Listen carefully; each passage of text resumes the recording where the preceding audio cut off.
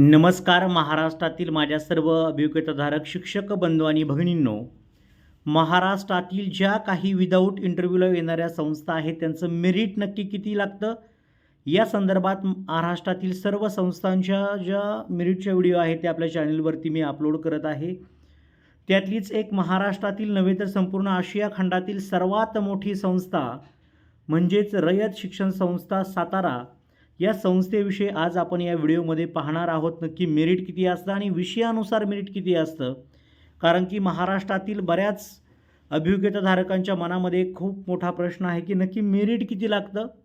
त्यामुळे हे मेरिटचा अंदाज घेण्यापेक्षा नक्की मागील मेरिट काय होतं आणि आता तुम्हाला किती मार्क्स आहेत यावरून तुम्हाला थोडासा अंदाज घेता येईल. आपण जर पाहिलं तर पहा, या ठिकाणी रयत शिक्षण संस्था सातारा प्रायमरी एज्युकेशन लेवल आहे. अशा सर्व लेवल आपण या ठिकाणी पाहणार आहोत. त्यामध्ये प्रायमरीचं जर पाहिलं आपण मराठी माध्यम आहे आणि आपण जर पाहिलं तर जनरलचं मेरिट होतं 134 मार्क्स, जनरल वुमनचं मेरिट होतं 133 मार्क्स, SC कॅटेगरीचं मेरिट होतं 113 मार्क्स, SC वुमनचं मेरिट होतं 116 मार्क्स, OBCचं मेरिट होतं 122 मार्क्स आणि EWSचं मेरिट होतं 125 मार्क्स. त्यावेळेसला SCBC हा प्रवर्ग त्या ठिकाणी इन्क्लूड नव्हता. त्यामुळं या कास्टच्या जागा साधारणतः होत्या पहा, म्हणजे या प्रायमरीच्या जागा होत्या. आता आपण पाहूया की किती मार्क्सचा विद्यार्थी त्या ठिकाणी सिलेक्ट झालेला आहे. विषयानुसार हे प्रायमरी आहे. आपण सेकंडरी हायर सेकंडरी देखील तुम्हाला या व्हिडिओमध्ये पाहता येईल. पहा, या ठिकाणी जर पाहिलं तर एकूण जर पाहिलं प्रायमरी सेक्शनमध्येच अंडर ग्रॅज्युएटसाठीची पोस्ट 4 होत्या.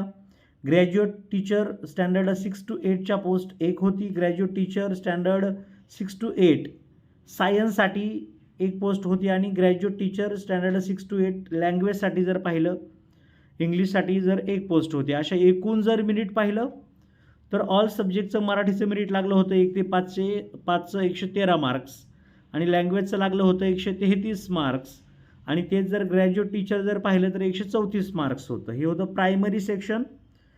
लगेच पुढे जाऊया. प्रायमरी सेक्शनच्या पोस्टनुसार कोणाकोणाला हे प्रेफरन्स आलेले होते ते सुद्धा आपण या ठिकाणी मेरिटच्या माध्यमातून पाहूया की कोणाकोणाचं सिलेक्शन झालेलं होतं. तर या ठिकाणी आपण जर पाहिलं तर झालेलं आहे ऑलरेडी सिलेक्शन.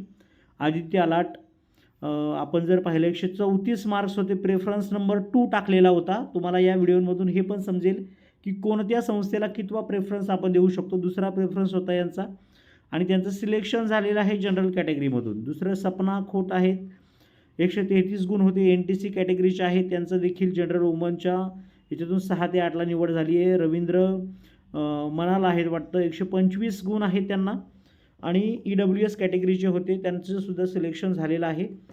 स्वप्नील कुरे आहे 4 नंबरला. आपण जर पाहिलं तर 122 गुण आहेत. 5 नंबरचा प्रेफरन्स होता आणि त्यांची देखील OBC कॅटेगरीमधून निवड झालेली आहे. श्रीदेवी काळे जर पाहिलं तर 116 गुण आहेत आणि SC कॅटेगरीच्या आहेत त्या, तर त्यांचं देखील सिलेक्शन झालेलं आहे. आणि धीरज घाटगे आपण म्हणतो, त्यांचं 113 गुण होते. त्यांचा प्रेफरन्स 15वा होता खरं तर रयत शिक्षण संस्थेला. त्यांचं देखील या संस्थेमध्ये 1 ते 8साठी प्रायमरीसाठी काम झालं आहे. आता आपण सेकंडरी सेक्शनकडे जाऊया. रयतचं हे सेकंडरी सेक्शन आहे. तर सेकंडरीला कशा जागा असतात ते सुद्धा आपण पाहणार आहोत.